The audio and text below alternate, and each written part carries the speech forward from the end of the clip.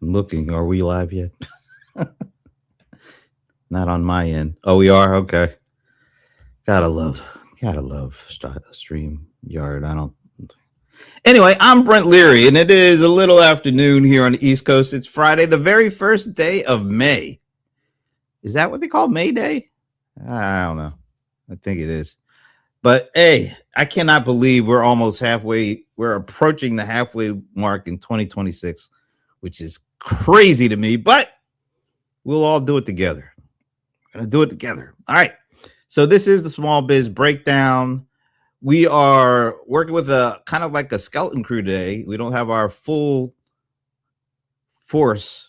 I don't know if that's the right way to put it anyway. But we got what we need. We're gonna be all right. So we usually go out to Oregon and we do our little intros, but Leland is tied up. We're wishing him good luck on what he's tied up with. It's one of those big things. So and then we usually go from Oregon to Gary, Indiana, but Pierre is not with us right now.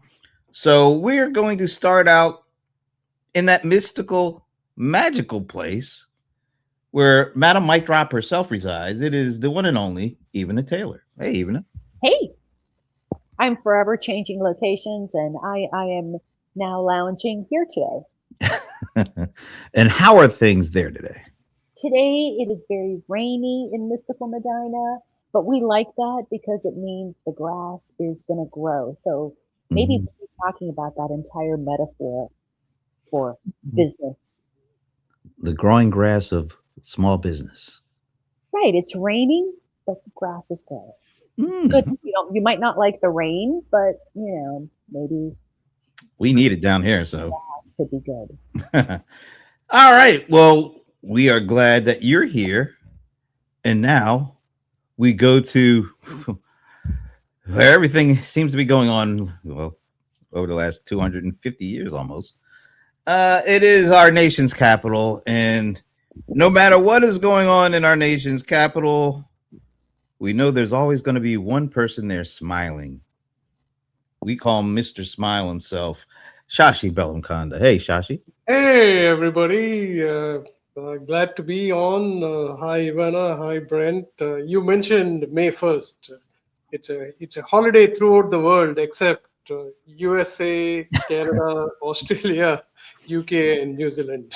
But everywhere else, it's a holiday. I wonder why we don't. Was this a holiday made up by some other country and we just don't want to go along with it?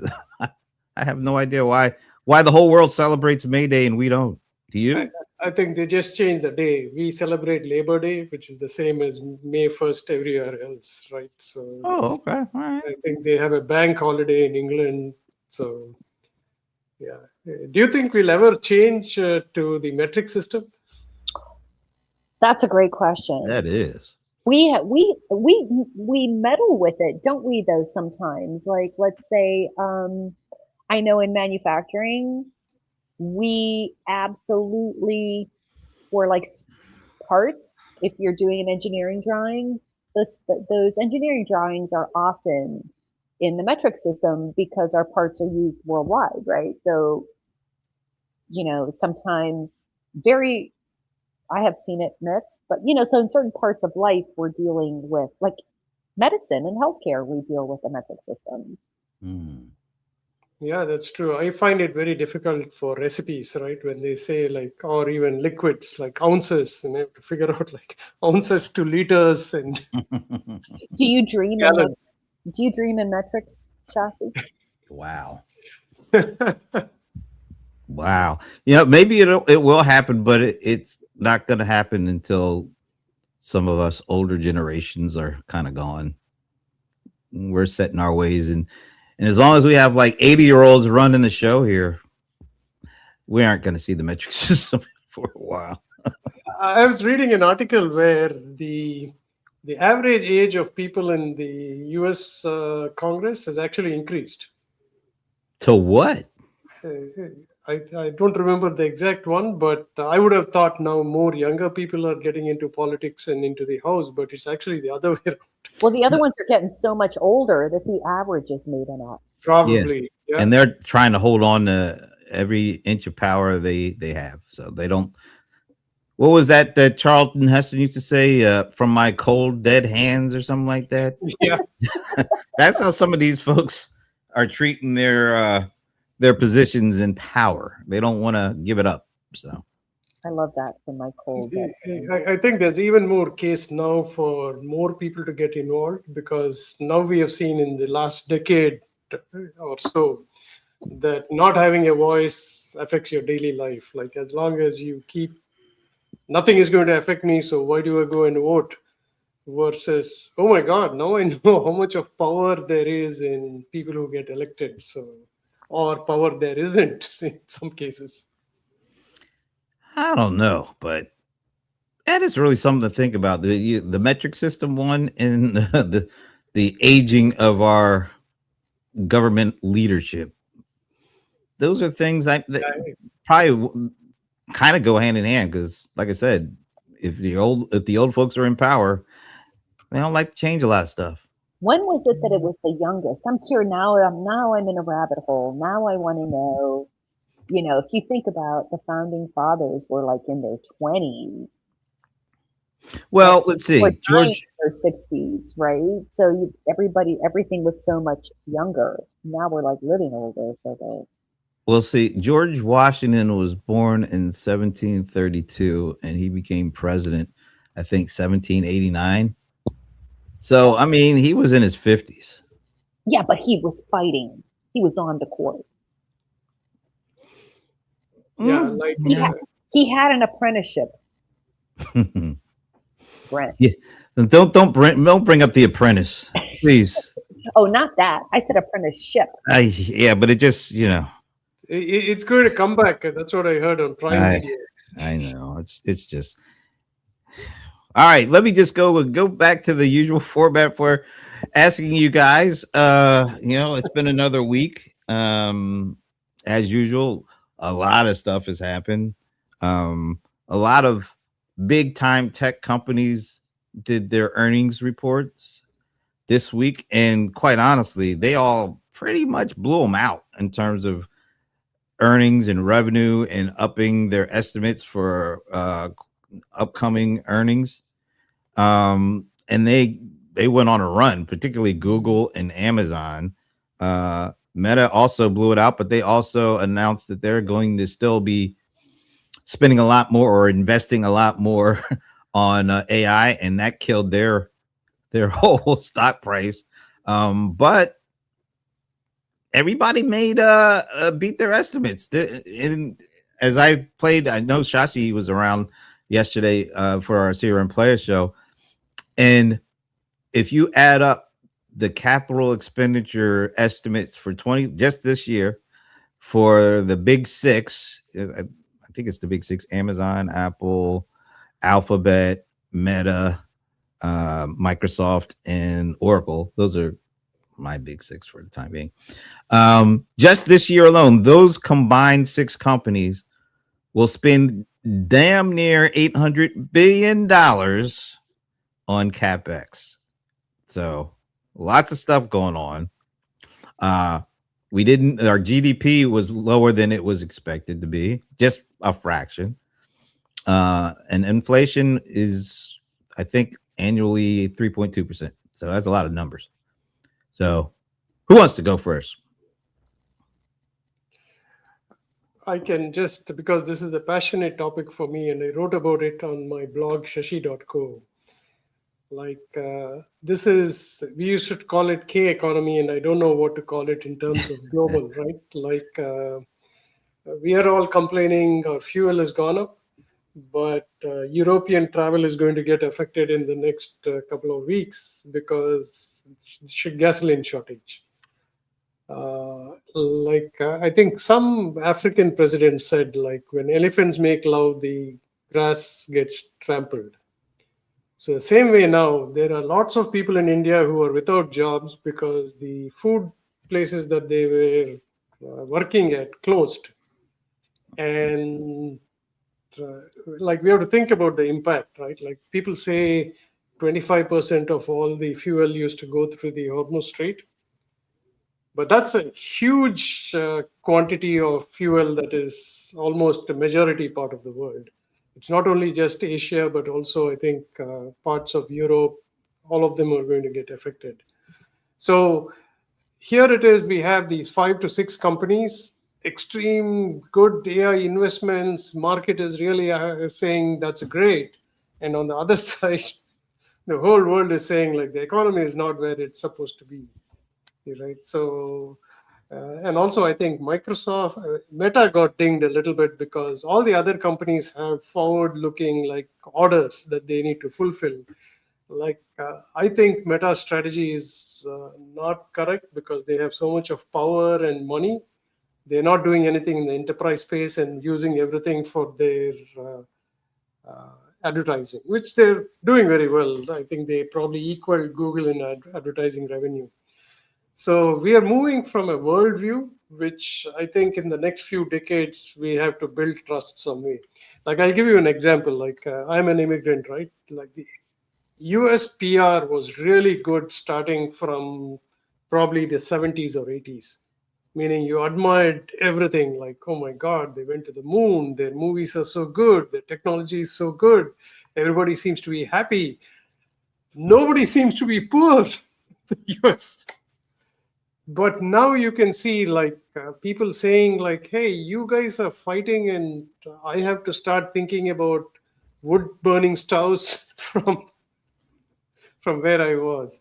So I think we got to watch a little bit more about how any action we take affects the global economy. Mm. Boy, I thought you were going to say exactly what I was going to say, but I'm going to go right off of what you were saying to that end, right?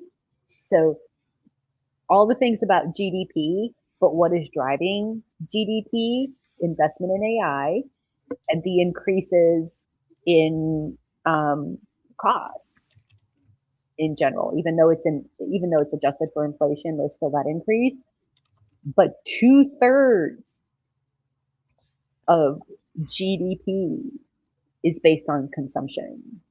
What's interesting about consumer numbers is that they right now, as of now, they're just kind of sitting there. Like, I get a weekly update. So we're sort of in between a few things. So like right now, my little updates coming in, no new numbers here, no new numbers here, right? But basically, people are, what would you call it, pulling back on their spending. Mm-hmm. They're trading down on their spending.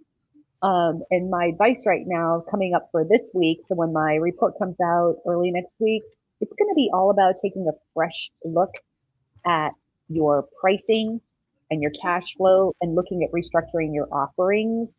I think like NFIB, they're like so behind. NFIB is, what is it? Optimism came down 3 points. That's a huge amount in a month. It typically does not do that. Yeah, well. So it's catching up to them. And at the same time,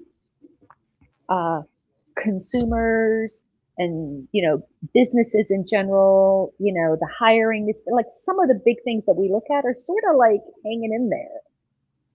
And that's what it is right now. So in some ways, I feel like we're on the one hand boiling the frog slowly. Like people are like, okay, this is where we're at. I have to deal with this. But what's really scaring, and the market's higher, it is like, it's going insane. But what's really scaring me is that as far as gas prices go, as far as everything goes, remember, we are not going to feel this closure until probably August. We're still, there are, you know what I mean? We are like a few months in arrears. And I heard one of my favorite people on that talks about gas, petroleum, natural gas, and those types of energy markets. His name is Mr. Global. He's like a big consultant to these big companies. And he says what's happening is that we are living off of our reserves. And he says, basically, think about it. He says, you've got like, Texas, Louisiana, all these places where natural disasters happen. He says, it's like we're going through our reserves, like there's a hurricane every weekend. Every weekend. He says, these reserves are there for those kinds of things. You have a Hurricane Katrina, you have a whatever, and that's why we have reserves, because things are, we need to tide ourselves over. He says, but we use that for a week or two, not like what we're doing now. Mm. Well, what we're doing now is saying hello to the cold one, the bold one, John Cold Rice Lawson. Yay! Yay! Thanks for joining. I don't know if the yay was necessary, but, Thank you for such a nice welcome, the two of you. No, we're just sitting around talking about actually right now we're talking about economics. We're just talking about Well, since you're here, go take it over. Before we get even further into this conversation, how are you doing this week? How are you feeling about what happened during the week? I know you saw Michael. I don't know if that has any bearings on how you feel this week, but the floor is yours. Michael was awesome. Yay. They tried their best to kill it, and it flourishes. Yeah. So, yay. What do you mean they tried their best? They tried their best. The critics didn't like it at all. It was a fluff piece from what they said. Gave it it was at 38 rating on Rotten Tomatoes. Oh my God, that's like Melania. Right. That's like Melania territory. Yeah, exactly. Yikes! I mean, but people like Michael more than they like Melania. So that's why I'm shocked. This is why I'm shocked. Why they would do that? Or is that like if they'd have done something on, when you're doing something on Michael, like you're doing something on Prince, Beyonce, like, right, pick a legend. Right? Don't get me riled up, even. I don't want to. I don't want to. If you're, can it be bad if you're doing a legend, a music legend? Exactly. There's more than one music legend. Yeah, but you know what? This is. I didn't see it, and I don't. Well, it's supposed to come on Netflix or something in a month, or I'll see it then. Apparently, it was like a fluff piece, and it ended in '88. So there was good timing for it to end. Let's put it like that. Yeah. For a moment, I was wondering who Michael is and which conference John was at. Oh, wow. Oh my goodness, we're talking about Michael Jackson. Michael Jackson, he's a pop star from the 80s. Yeah, I know him quite well. I haven't heard that description of him before. He's a pop star from the 80s. You're underselling it just a little bit. This would be like, who is Elvis? This would be like, who is Elvis? Michael Jackson is like the Elvis of more than the 80s. I mean, right? Yeah, it's primarily the whole decade. 80s and 90s. 80s and 90s. He just absolutely ruled the 80s, all of the 80s, the entire time. Early 90s. And before that, he was the little guy that everybody couldn't take their eyes off of for the Jackson 5. But he was just a little guy in the 60s. 70s. And 60s. Yeah, 60s and 70s. Yeah. Yeah. So that Thank was you good. for bringing that up. That's I think we all need that. And it's a cultural thing. I mean, I don't know how long they were making that movie for, but I remember about 1 million years ago when I took literature courses, film courses, those types of things. One of the things that all the professors will teach you is that you get the kind of movies that your zeitgeist craves, right? So like we were getting these like superhero movies, and that I wouldn't call it a fluff piece. I don't think we can take any more serious content. We crave, we yearn for. We need an escape. We need a getaway. We need something to take our minds off of this stuff. For the Michael Jackson of our teens and 20s. Yeah. I mean, especially that time. Yeah, the teens, especially. Yeah. That's what we, right? And look at John's face. That right there tells you that he was there just watching that movie, right? Were you taken back to, like, you know how music triggers these memories, like smell? Were you kind of taken back to certain things? A little bit, yeah. I mean, it's kind of weird watching his nephew, like, really does end up embodying him such that I don't see Michael anymore in What? the movie. Yeah. Yeah. Like, once he comes on screen, he becomes Michael. And I'm not going like, well, Michael would do this or that. It was like he was Michael. It was weird. It was weird. You know what the weirdest part is of all of Michael's nephews, it had to be Jermaine's son to do it. Oh, Okay, now I'm like, now this is past my things you guys. Oh, we're going inside baseball here. All right, we'll stay away from that. We'll do that at 5. Invented breakdancing. No, he did not invent. No, he did not invent breakdancing, and he definitely did not invent the moonwalk. But he did it. He might have done it as good as it's ever been done, but he didn't invent it. Well, I mean, Jeffrey Daniels created it, and he also taught Michael how to do it. So, well, also my man from the Breaking movie. Nah, that's Michael Chambers. There's a it document. was years later. We got to save this conversation for 5 o'clock. I don't want to lose Ivana and Shashi on this. Yeah, okay. We'll move that to 5 You o'clock. had me for a while. You lost me at Jermaine because I am not that deep. Yeah, we'll talk later. At any rate. Shashi mentioned something about the latest Amazon AI tool. I would love, and he's already started getting hands on with. Shashi, talk a little bit about that. So, I mean, in general, like when ChatGPT came out, it was easy for people to just go to a browser and say, like, hey, answer my question, right? All the other companies had to scramble. Google had to scramble for Gemini and Claude. Nobody had heard of it, and it's quite a powerful tool. But what Amazon did, and I wasn't expecting it, was they put out a new assistant called Amazon Quick. I think it's called Quick Assistant. They seem to have a problem with namings and things like that. You don't have to have an AWS account. You can just sign up using an email, and they have a free version, which I think is very new. They used to have a free Nova that you could do that, but it is also very techy. But this one is good. They didn't call it a claw, but it can sit on your computer, watch everything, connect to your email. Again, everybody has to decide how much of a risk that is, but I like it because I can ask a question about, hey, what are all the newsletters saying about this topic, and it comes back with a nice summary. It does coding quite well. I can say, like, here's what I want to say. Can you put it into the code that I can use with style for that? Research, it does very well. I think Gemini doesn't look at any URL until it is indexed by Google, but Chrome does, and this is quite good at doing research too. So I'm enjoying using it. It also, like, you can quickly do something. It works in the background. You come back, your work is done.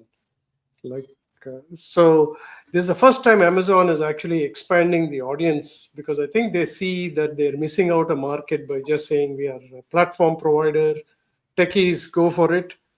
I feel like now, even though they haven't said that they're going after consumers, but small businesses can definitely try it out because they have a good, like, $20 one that they can use, and it's free to try. So very different move than I was expecting from Amazon. Again, like, they put it into a whole, here's Amazon Quick, and here's Amazon Connect, here's HR, and here. So I don't think people heard that message that clearly. Nothing against Amazon's marketing team.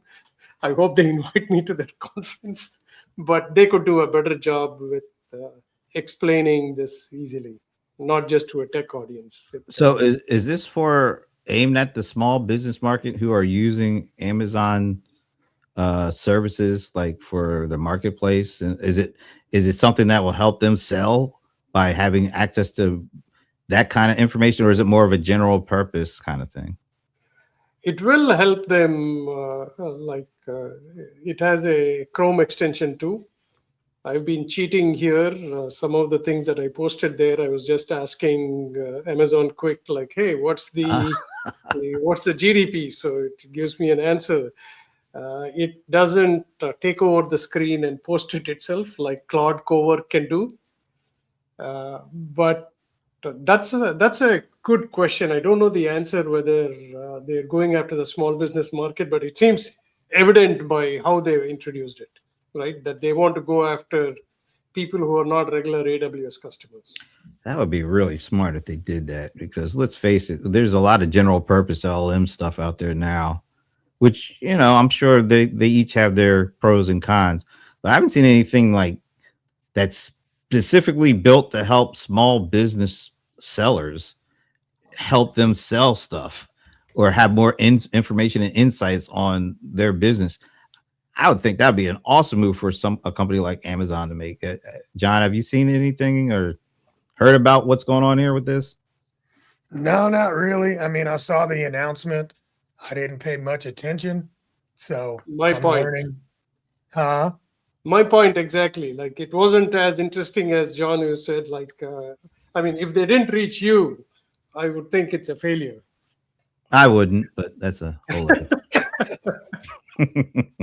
I don't think they, like you said, there wasn't a big rollout, and maybe that's a good thing. Maybe they want to do the subtle approach to see, to get it to the right people's hands and see how it works. Because aren't we all tired of the AI hype at this point? I much rather like a more subtle entry to see if something actually does good stuff before we get deluged with all the, oh, this is the greatest thing ever, it's the best step. We all know that's some bull. I'm going to applaud the way that Amazon rolled this out. They didn't add to the AI slop by doing that. At the same time, Alibaba released something called Axio Work. What is that? Is that like a Claude Work kind of thing? Replicate? No, it's an agentic business team. And that product for me was sort of a game changer. All right, you got to define what you mean or what they mean by agentic business team. It's like you build team members. So you build agents that do specific things? Correct. Right. And so you build your team of agents. They do their own thing and they do it autonomously. How do they run in terms of how much does that cost when you have all these agents doing stuff autonomously? That could be running complex stuff. That could be just chewing through tokens. How do people pay for this? Well, I mean, this is they got a $10 plan. I'm looking at it, so don't think I'm quoting. They got a $10 plan, a $20 plan, right? And what's the overage? Because there's usually a lot of overage for this stuff. Light usage, $15 overage. Light usage, nice Yeah. term. So that adds another 2,000 credits, and I mean, once you go into the world of credits, what does that mean anyway? But yeah, right. And they change, without upping the plan, they'll just reduce credit usage, Right. But I mean, I got an early access before they came out with it, and so I got to play with it, and it worked. What does it do? Cool. Is it another like general purpose LLM kind of tool, or is it anything specific to help particular kinds of people or small businesses? I mean, you know what? Here's the deal. It is directed towards small business in terms of, build your team, have them do different things that you need done. And then here's the overview kind of vibe. It's, got Alibaba's backing, and Alibaba has its own LLM. So that's, going to give you some good stuff.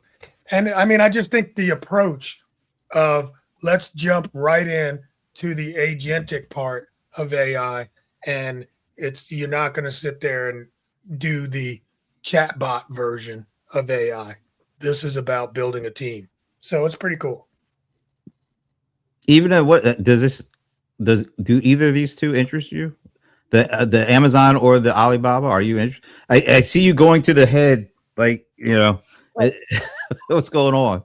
Just right, so much stuff. And I remember when I first started DIY Marketers, it was all about, because people were asking me, how did you do this? How did you do this? And so back in 2007, 2008, it was all about, look, there's this awesome tool. Look, there's this awesome tool. There weren't like so many awesome tools. And now I feel like my entire purpose in life is focus, focus, focus. I know that you're going to see all these things, and that's how it occurs to me. I will hear these things, I will go play with these things, and then I sit there and I say, okay, right? Just like, there are about, I don't know how many hundreds of social media scheduling tools are out there right now, right? How many hundreds of video editing tools are out there right now? And, how many dating apps are out there right now? Right? And so right now, everybody's like, oh, I created this new app. Somebody just sent me something. I created a new app to help people break up payments or something. Like, really? I mean, I can't even, because I'm having a hard time. I'm a big believer in find something that you can work with. Get good at something, get comfortable with something, right? If you can get good at that thing, learn how something works, learn how to think a certain way. That's what I am an advocate for when it comes to AI tools. Understand how AI works, understand how these things are generated, understand what it's doing and how it's doing it. If you can understand that, it doesn't matter. There's going to be AI tools coming up all over God's creation. Understand what tool to use for what. Agents are not the answer to absolutely all your problems. Just like there are large language models that are good at certain things, and then a simple, small language model might be good for what you're doing. So that's going to save you tokens. That's going to save you time. So I'm just a big believer in understanding the language of AI, the structure, the context, and keep up with that, because even that is changing and adjusting, because you cannot keep up with the tools. You're not going to keep up with features. You're not going to keep up with tools, but you do need to know how to evaluate these things. And you need to know how to understand those things.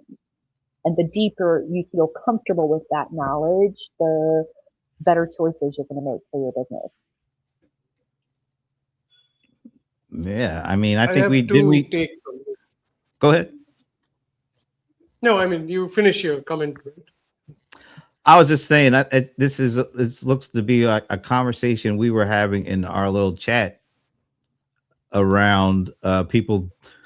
What was this? There was some article that was brought up around some small business got their complete database wiped out by a rogue agent, and people were blaming it all on the AI. And I think we were saying, hey, there are people using this stuff that have no clue as to what kind of even the framework of how this is supposed to.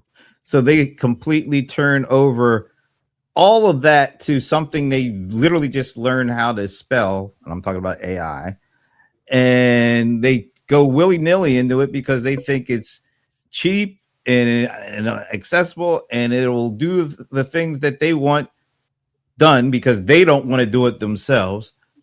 And then they get mad when they turn this important thing that they need done over without really thinking it through about how these things are actually doing the stuff they want done.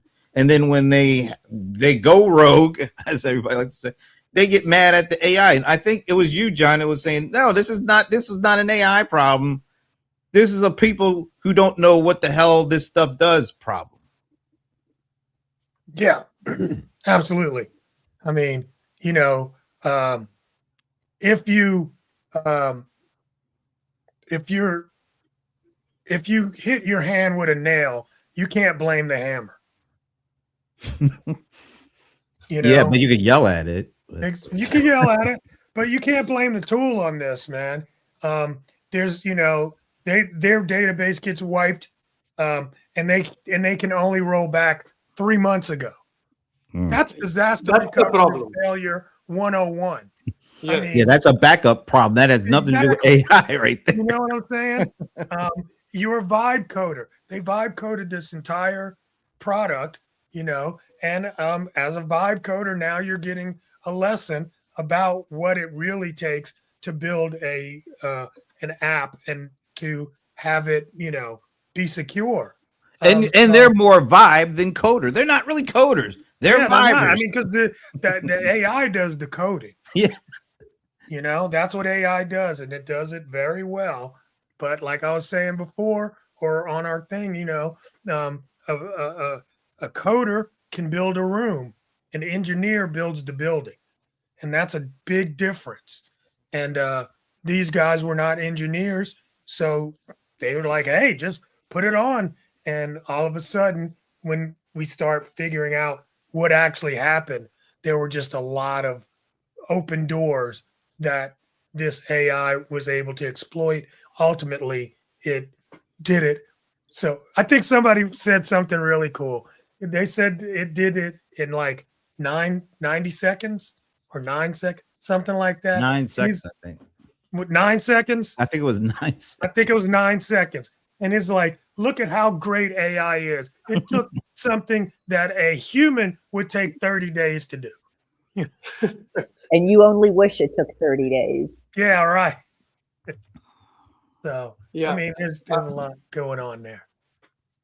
Yeah, I wanted to say two things. One is I wanted to praise the gentleman from Atlanta, John, about paying attention to non-North American companies. Because if we are a frog in the well and think like, okay, American companies are going to do innovation, we may lose out a little bit, because we can't keep banning. For example, another pet peeve of mine, we have discussed this sometimes, is hey, don't sell chips to other countries. So guess what? They're going to find ways to do things without using American chips, in which case we've lost out on economy that should have been there. Like they're using Huawei chips, and they're programming very well, not using NVIDIA's, I think it's called CUDA. That's Mhm. one. On Ivana's commentary, one thing Ivana to note is, like, a lot of people don't move from one LLM because they have kind of trained it, but I think that's a mistake. Unlike previous time when technology was moving, like, okay, every 6 months something new is going to come, a new tool is going to come, the capabilities of all of these tools is rapidly increasing. So they have to always keep, like, I mean, you can basically ask the LLM, I want to stop using you, take all the information, give it to me in a file.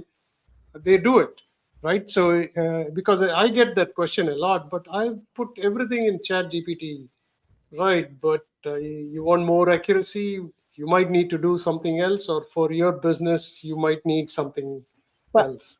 I have recently made a shift, but I'm not like, and I think what I'm trying to say, it's almost like the same thing as when you're dealing with any kind of software, right?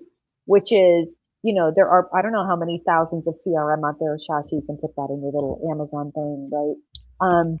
And most people will only have a primary CRM. No, I've got like two, maybe three, right? Mhm. I have different CRMs for different audiences, and there's a reason for why I do that, right? Same things with my LLMs. I really did. I pressed the button and moved myself down to a lower level of Chat GPT, and then they were showing me ads, and I was like, blah blah blah. But Chat GPT used to be my primary, and I'm like, let's see what happens if I drop down because I'm not using it as much. No, I came right back up again and shifted all my, but like I sit there, I have like right now, Claude is my primary, Chat GPT, then Perplexity. you know, but I understand my workflow. I have reasons for why I do what I do. And I think that's what I'm advocating for. What I'm advocating for is that you understand your workflow, you understand your business, you understand your customers, and make your choices for tools accordingly. But don't just be willy-nilly going off and trying something just because everyone else is doing it or just because whatever. Because I see people get stuck in like a hamster wheel.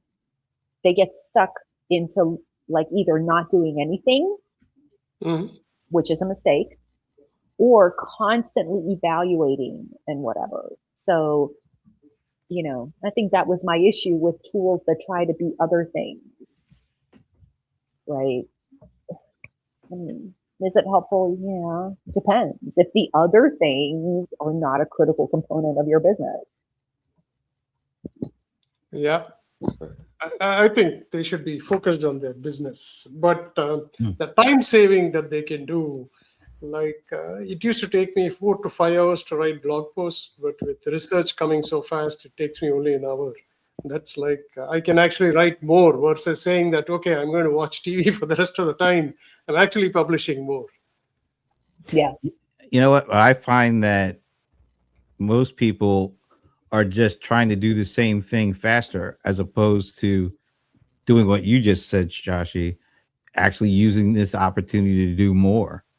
And I think most people should actually look at how you use it, because that's the way it really will help you move forward, not just getting it being more efficient to do the things that you were already doing, but then turning the table and saying, well, shoot, if now that I got all this free time, I should be able to do this, some other things, or explore and see how this can impact me. And now I get further ahead, because I think, we are all kind of not, and I'm just saying this generally, not anybody here specifically, but generally, most people look at technology to just cut down the stuff, the time it takes, the stuff they don't want to do. But in addition to that, you can also be using it to find new opportunities, new things, because I think that's what keeps people interested in us at this point. How many people have newsletters? How many people have podcasts?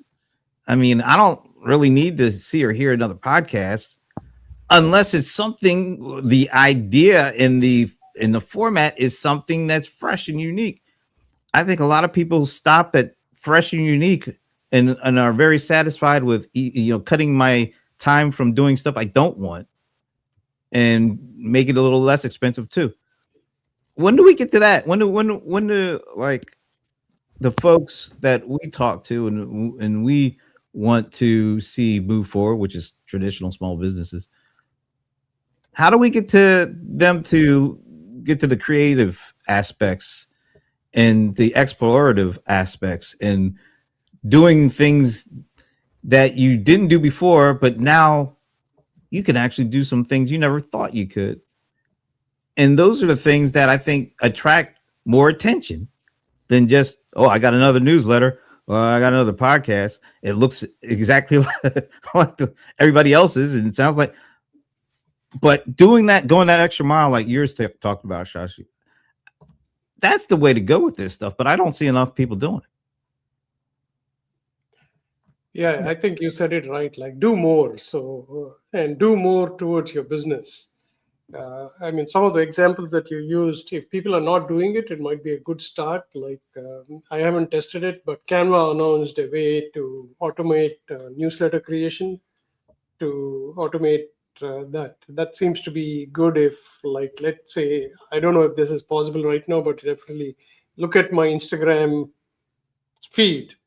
I'm only going to post there, and then you create a newsletter out of the Instagram feed. Seems to be something a restaurant can easily do, right? And then John's agent can come in and say, like, hey, go look at this audience that says regular guests and send them an email. Like, there's very little that can go wrong. Like, if an agent is trained to send an email, it's not going to go and remove a database. At least I hope not.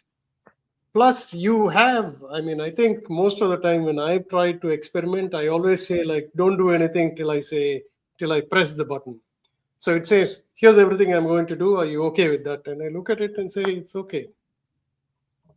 All right. So the human in the loop is easy, in my opinion. And I don't think you want to do anything automatic other than do the grunt work with agents. Like another example I have is Google has an agent, not an agent, has something called Emma that they're trying out. It gives me a summary every morning of all the emails. A lot of times I've missed like something from a medical test, that bill that I had to pay. It'll say like, hey, it looks like you haven't taken any action on this. I like that, right? Like we are overwhelmed. So a summary that is intelligent is much better. Yeah. John, you talk to a lot of, you teach them, you coach them, you talk to them. Are you finding those companies or business people that you're interacting with looking at AI just to help them be more efficient, get through more of the same? Or are they looking at it from a standpoint of what should I be doing or what can I do that I wasn't doing before? Here's I don't know. I think part of the problem, well, I don't know how to, part of the issue is that AI doesn't come with instructions. And that's a good thing and a bad thing, right? It's a little box, and it's like, here's the instruction, ask it something and see if it works. And I don't think enough people are as inquisitive or exploratory, whatever that word is, as they could be. So what they end up doing is they have limited the capabilities of AI by the education from so-called experts that are out there. When I always have been saying, even the experts don't know what AI will do. And so if you just limit yourself to, hey, what's that prompt that you used? Which most business owners are, they never get to the deep depth of, wow, this is something our team has been doing forever. We tried it with AI. AI took that over. And what took us 3 hours now takes us 30 minutes every day. Because, every business has very unique workflows, Now, if all businesses did the exact same thing, everything would be McDonald's, and it's not.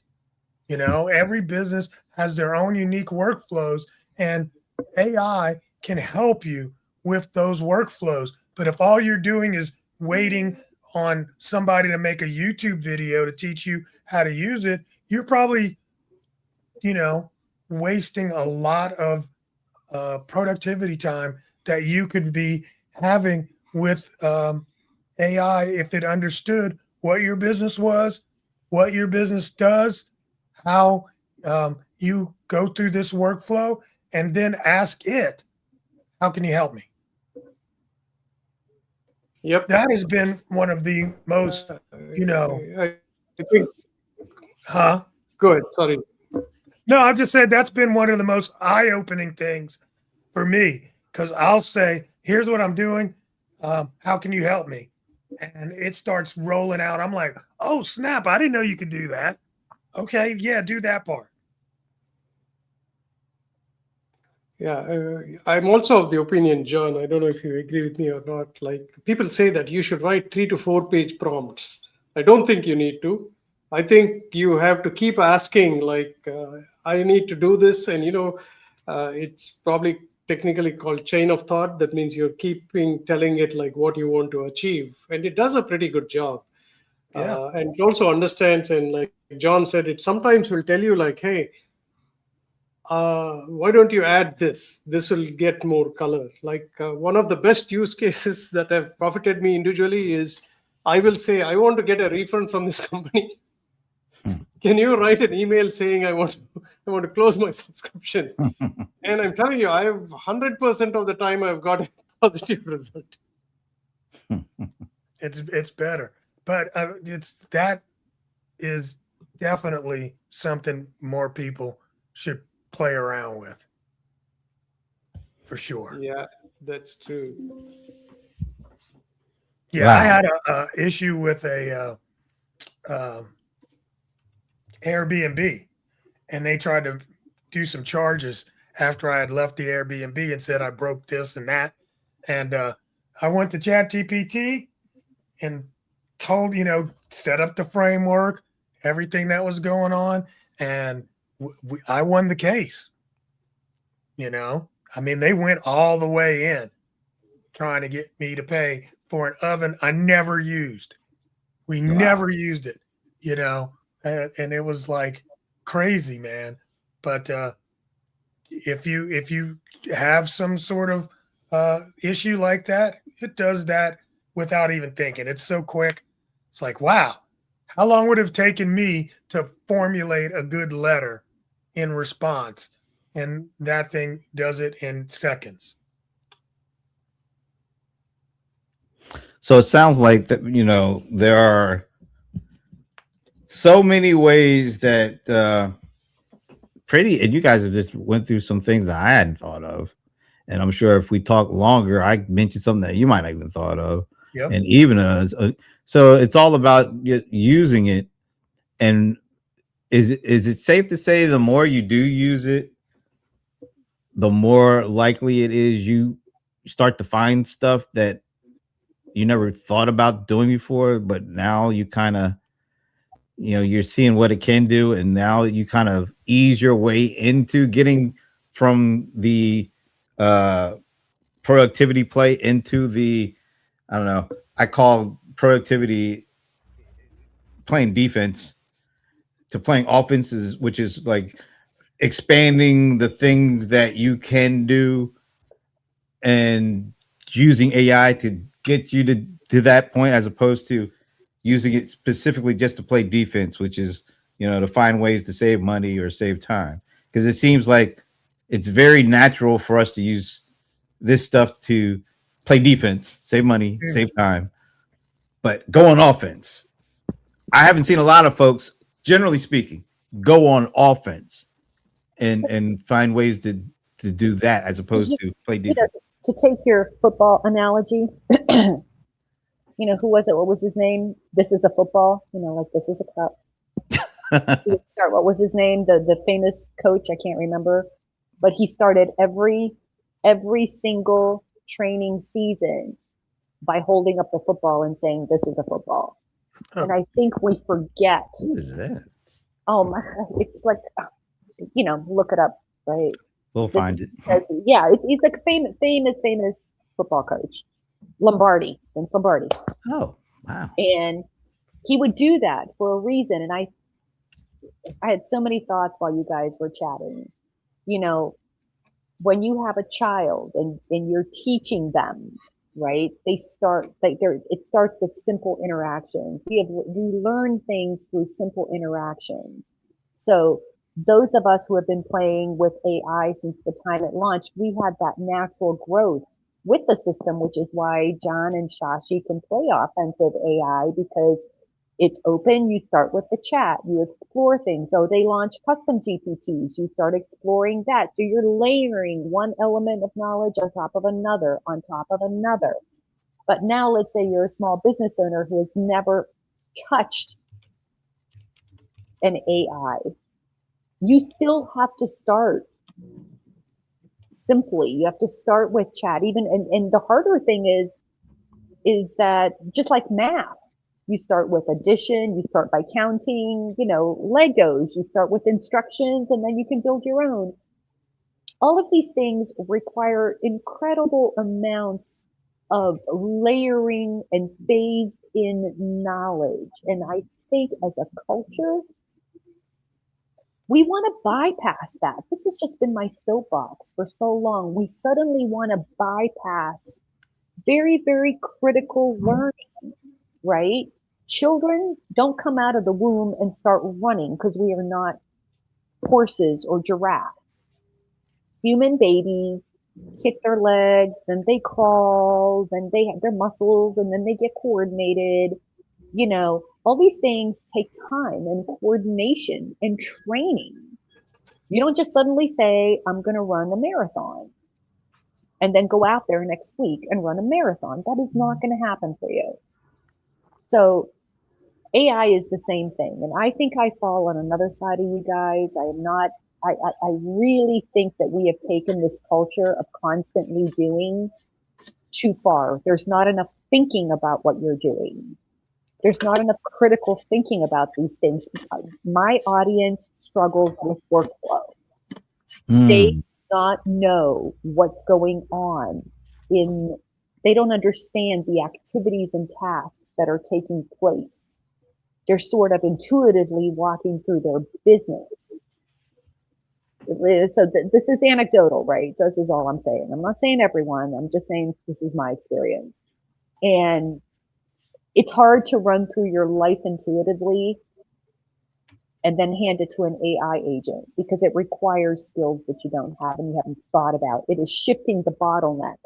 Shashi, some people need to take a moment and think about what they have to say. Meaning, like, you need that thinking time. If you know what you're going to say, then great. It's kind of like the difference between browsing through a bookstore and then ordering it on Amazon. If I know what I want it from Amazon, it's going to show up. Sometimes I just want to browse and look, right? That's got its own experience. So, many, many sides, I just rattled off a bunch about whatever, but I don't think it's all about hustling and doing. I think everyone needs to take a breath because stuff is going to be happening that we will not know how to do with. We will not know how to deal with. And it's time to start thinking about that. Sorry, Shashi, go ahead. I have to jump, but there are two ways that you will be right. The first way is if you don't have control over your own thinking, then you're going to keep doing something that everybody else is doing. And you may be taking on tasks that you were never there, and you become a slave, right? That could happen with not only with AI, with anything, the internet itself, right? You were browsing all the things, then you forgot, oh my God, I saw all these reels for the last 1.5 hours. Where is my thinking time? But on the other hand, your thinking may become much sharper when, I'll tell you, some of the time when I think about questions, I say this is what I want to say. I wish there was an automatic agent that tells me okay, I'm going to translate this question to these 3 people. But it gives me this is much more powerful when you say it like this. And I like that. But you're right. Either you become a tool of the tool or you use the tool as a tool. With that, guys, it was great talking to you all. We'll see you next week, hopefully. Thanks. All right. Take care, Shashi. Thanks. Bye. Any parting words, Mr. Ice? No, just great to be here and have a great weekend, folks. That's perfect. Evana, you gotta take us out. I did. Thought I did. I was I went on my little rant. Okay. I'm on a rant. I keep saying right now your biggest competitive advantage is how well do you serve your customer? How do you deliver a great customer experience? Because right now nobody is doing that. Nobody. Go out there. That's what I say. This weekend, go out there and have your experience, whatever it is that you're doing, and then just notice all the things that you're doing as the customer and ask yourself, am I the customer here? Who is the customer in this interaction? And if you're the customer, yay, right? But sometimes you're going to say you are not the customer. All right. A lot of times. That's a fun exercise. But that is where the gold is right now. That is where the gold is. And that's where the gold is if you get that right there. Right? All right. I'm going to say my last parting thought is just once again to congratulate my eldest nephew. Wow. Dr. Michael Cameron Brown. He graduated from medical school this week. He's doctor of osteopathic medicine. And I am very proud of him, and I'm very excited because now I'll be able to ask him for money. That's why I'm mostly excited. Paddock. And on that note, have a great weekend. We hope to see you next Friday because, there's going to be other things to talk about. There always is. We'll see you then.